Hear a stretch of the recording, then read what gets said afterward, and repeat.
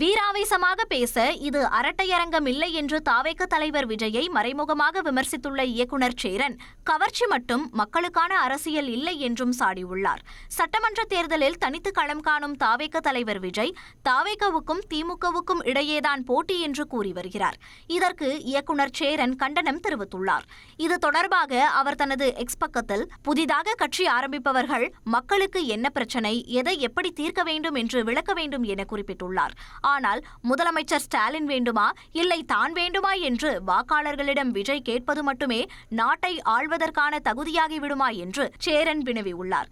திமுக மீது என்ன கோபம் என்பதையும், மக்களுக்காக ஏற்கனவே களத்தில் இருக்கும் கட்சிகளை விட தாவேக எந்த விதத்தில் உயர்வு என்று விஜய் கூற வேண்டும் என சேரன் குறிப்பிட்டுள்ளார். எந்த போராட்டத்தில் மக்களுக்காக உடனின்று இருக்கிறீர்கள் என்று கேள்வி எழுப்பியுள்ள சேரன், கவர்ச்சி மட்டுமே மக்களுக்கான அரசியல் அல்ல என்றும் கூறியுள்ளார். மேலும் மக்களோடு நின்று இளைய தலைமுறையை வழிநடத்தும் தலைமையே தங்களுக்கு வேண்டும் என்றும் சேரன் தெரிவித்துள்ளார்.